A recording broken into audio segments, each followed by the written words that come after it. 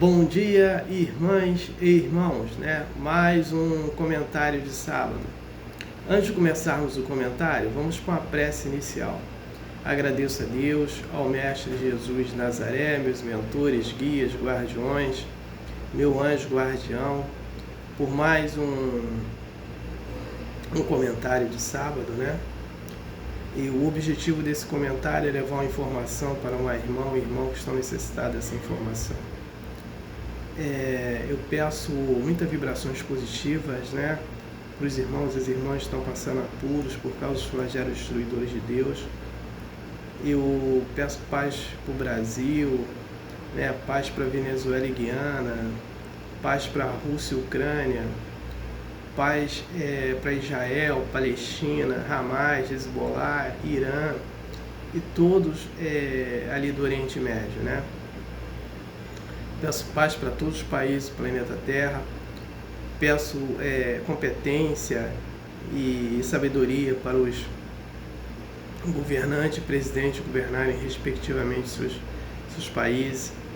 Peço a permissão a Deus para dar por iniciado mais um comentário de sábado, dizendo a todos do fundo do coração, dos dois lados da vida, graças a Deus. Vamos aos comunicados, né?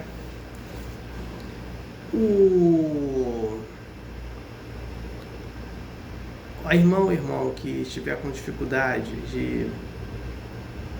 de assistir, de abrir o vídeo, né, na rede social do Facebook, no Messenger, por gentileza entrar na minha página ou entrar na minha história. A irmão que também pode entrar também, se quiser receber via e-mail, né? Meu e-mail é jailsonconsites@hotmail.com, né? Ou se não entrar no YouTube, né? Que tá todos os vídeos guardados. O outro comunicado é sobre o filme Nosso Lar 2, né? As empresas que tá aí, o filme Nosso Lar 2 levou mais de 1 milhão de pessoas aos cinemas, né? E a irmão que não assistiram, assistam. A irmão que assistiram, queiram assistir de novo, assistam. A empresa do filme Nosso Lar já tem projeto do filme para 2025 das irmãs Fox, história de Emanuel, projetos para o Nosso Lar 3, 4 e 5, né? O filme Nosso Lar 2, a narrativa dele não é do livro Nosso Lar, e sim desse livro aqui, Os Mensageiros, né? Psicografado pelo médium Chico Xavier e pelo espírito André Luiz. Então, vamos aos cinemas.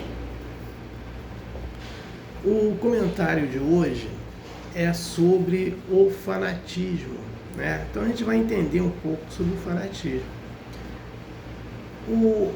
Primeiro a gente tem que entender o seguinte: o que é fé? Nós temos a fé verdadeira, é aquela fé que nós colocamos do fundo do coração, mas essa fé verdadeira do fundo do coração, ela é uma fé de conhecimento. Então vou citar um exemplo. Quando eu falo que eu tenho fé em Deus, não adianta só falar que eu tenho fé em Deus. Eu tenho que ter conhecimento do que é Deus. Então, Deus é a inteligência suprema e a coisa primeira de todas as coisas, né? Então, Deus tem essa importância. Então, tudo que e outra coisa também, eu tenho que amar a Deus, né, no fundo da alma, e amar o próximo como a mim mesmo, né?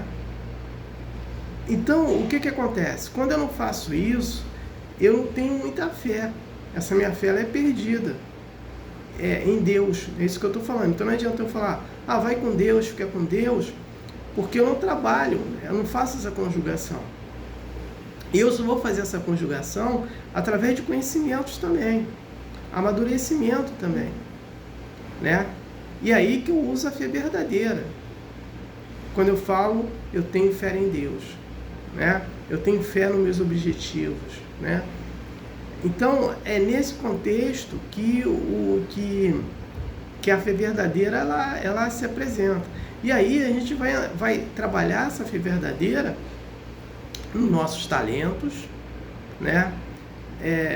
Exemplo, então uma pessoa que é profissional, não importa a profissão daquela pessoa, não importa se ela é babá, se ela é cozinheira, se ela é faxineira, se ela é médica, se ela é empresária, se ela é advogada, se ela trabalha com informática, se ela trabalha com filmagem, fotografia, não importa a profissão dela. Ela tem que ter fé naquilo que ela faz e naquilo que ela quer, nos seus objetivos, naquele seu trabalho, nos seus talentos, né? Então ela vai usar essa fé verdadeira, então ela vai usar essa fé de conhecimento. Então ela tem fé, então isso é um exemplo. Agora, o que é a fé cega? A fé cega é uma fé que ela é imposta pelas escolas religiosas que não são verdadeiras. Tá, a escola católica aí matou muita gente porque falava que era bruxo, fogueira. Era contra as ideias delas, fogueira. Então, quem acreditava nisso, utilizava uma fé cega, né? Então, acreditava que tinha fé de realmente daquela pessoa que era contra as ideias da igreja e era considerada como bruxa a ser queimada, né? Ou tinha uma manifestação diferente, né, do que os religiosos tinham. Então, era um bruxo ou bruxa, fogueira, né? Então, se acreditou muito tempo nisso, e hoje também fazem a opção acreditam a opção de coisas erradas. Quer ver? Eu vou citar um exemplo. Tem principalmente algumas escolas religiosas que ela prioriza o quê? Prioriza o dízimo. Então, todo mês tem que pagar o dízimo, certo? Aí, agora o dízimo está certo? Está certo. Então, se a gente for pegar no Velho Testamento, para falar sobre o dízimo, o dízimo, ele está em um dos versículos do profeta Malaquias, né, que é cobrado. E aí, o que acontecia? Os fariseus, eles pagavam o dízimo, e aí entra no problema que Jesus coloca na parábola: honrar a vossa mãe e o vosso pai. Então os fariseus, porque eles pagavam os dízimos, eles achavam que não tinham obrigação de honrar com seus pais, com seus pais, né? Com a sua mãe, né? Com o vosso pai, com a vossa mãe. Por quê? Porque ele já estava pagando o dízimo, então ele estava quite com Deus. Ele estava certo, então não tinha essa obrigação, porque pagar no versículo de Malaquias, pagar o dízimo, você está indo para o reino dos céus, você está subindo o degrau. Então os fariseus achavam que pagar o dízimo pronto, acabou, não tinha obrigação com os pais, que já estava quite. E Jesus falava que não adianta só pagar o dízimo e não ser correto com seu pai e sua mãe. Por isso que ele utiliza, porque pelas leis de Deus está errado, né? Então por isso que ele utiliza aquela parábola: honrar a vossa mãe e o vosso pai, né? Então, isso é uma fé cega, porque é uma fé imposta pela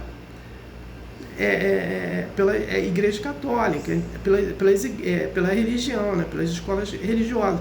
Então, não estou aqui questionando a questão do dízimo. Acho que o dízimo é certo, que os religiosos têm que pagar. Agora, o que não pode ter esse abuso que está tendo aí.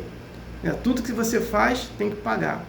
Ou se você não pagar, você não recebe aquele merecimento, né? E aí daqui a pouco apresenta: fulano pagou, eu consegui receber um dinheiro, eu consegui isso, melhorei disso, melhorei daquilo. Então, esse absurdo que não pode existir. Isso é uma fé cega, né? Isso não é fé verdadeira.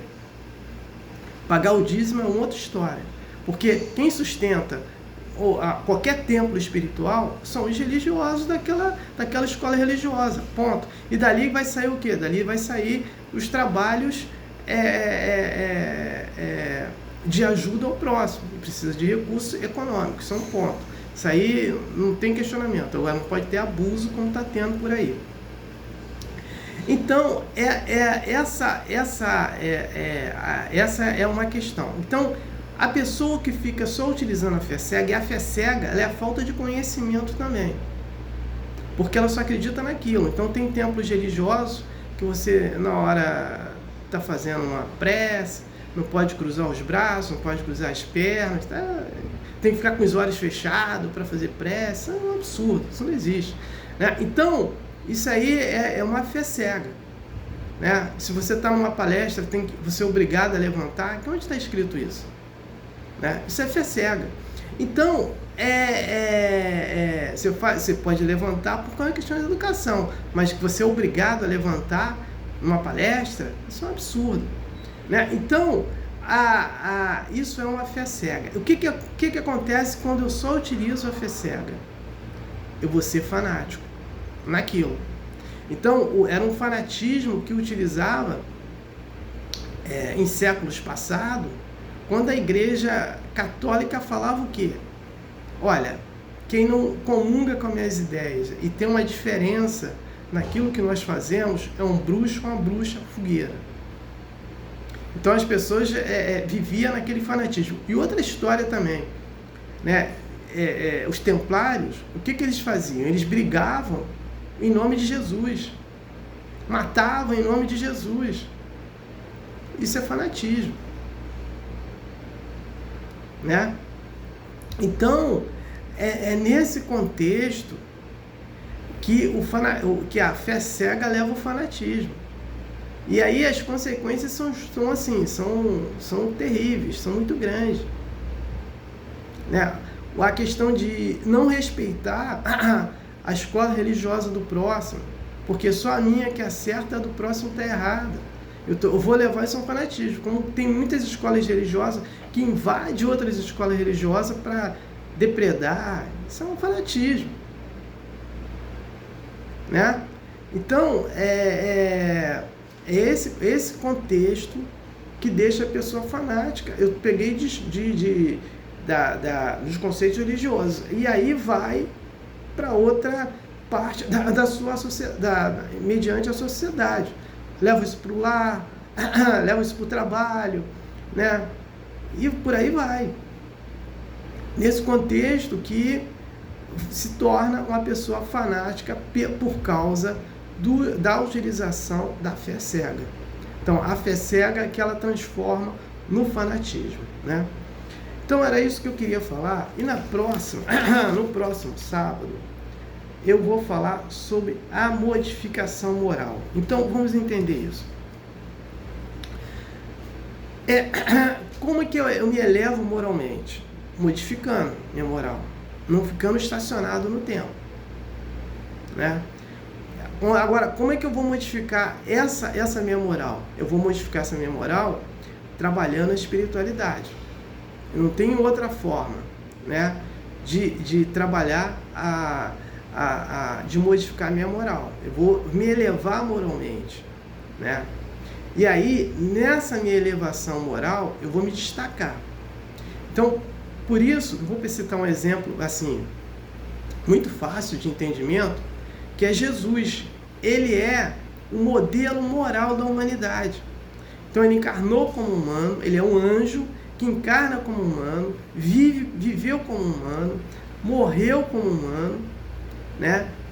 Mas ele tinha, a moral dele era muito grande, que ele tinha, em relação à nossa, que ele tinha o dom de curar as pessoas, de ensinar para as pessoas.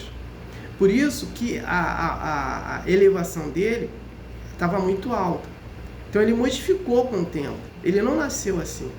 Então ele modificou com o tempo, né, de suas encarnações, e chegou a um anjo. E quando aí vamos entender isso, né? Então citei um exemplo. Agora, eu não quero dizer que se eu começar a trabalhar nas práticas da espiritualidade, eu vou ser um Jesus, né, amanhã. Nada disso. Eu vou me modificar, eu vou me tornar diferente em relação a alguns humanos que não querem modificar a sua moral. Então, o que eu vou fazer? Eu vou fazer prece.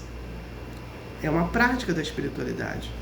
Né? Eu vou fazer prece para mim, para as pessoas, porque quando eu faço prece, eu entro na sintonia dos anjos, né? E é uma outra sintonia, uma sintonia ligada mais à santidade. Quando eu faço meditações, né? Quando eu faço, eu vou cortando hábitos errados em mim, né? O ser humano é cheio de hábitos errados, né? Hábitos errados na alimentação, não faz uma alimentação saudável, né? Tem, às vezes, não dá bom dia para uma pessoa, não dá boa tarde, não dá boa noite, não agradece o que recebeu durante o dia, só quer ter, reclama de tudo, né? Tudo reclama, se faz sol reclama, se chove reclama, se está numa fila de banco reclama, se está numa fila de supermercado reclama, né? Se tem recurso econômico reclama porque gostaria de ter mais, se não tem, gostaria de ter alguma coisa que não tem. Então, o ser humano ele é cheio de hábitos errados. Então, se a gente começa a cortar os nossos hábitos errados, a gente tem uma certa melhora. E outro fato também, além de cortar o hábito errado, né, fazer uma alimentação saudável, né, nossos chakras, principalmente o chakra básico, ele precisa ser reativado. Como vamos reativar esse chakra básico? Cuidando do corpo, né, fazer uma atividade física, fazer uma atividade de respiração, né? E também praticando as caridades, né? Aí fala assim, a pessoa que não tem recurso fala assim, pô, mas eu não tenho recurso, mas como é que eu vou ajudar uma pessoa? Faço uma caridade moral, faço uma prece, ninguém paga nada fazendo prece, né? Qualquer prece a gente pode fazer em qualquer local. Quando eu estou na rua, eu faço prece. Eu vejo uma pessoa que eu não posso ajudar na rua lá, pedinte, eu faço prece. Quando eu estou dentro de um veículo, alguma coisa, eu faço uma prece para todos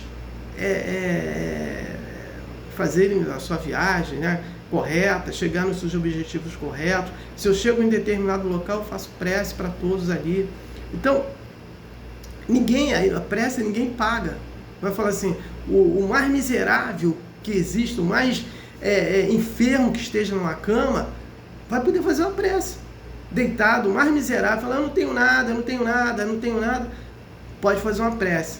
Não vai pagar nada, não custa nada. Entendeu? E pedir para as pessoas. Então, ele está fazendo uma caridade moral, né? Através das preces. As suas atitudes também, honrar o vosso pai e vossa mãe, né? Também é caridade. E o culto do lar todos nós temos que fazer, né?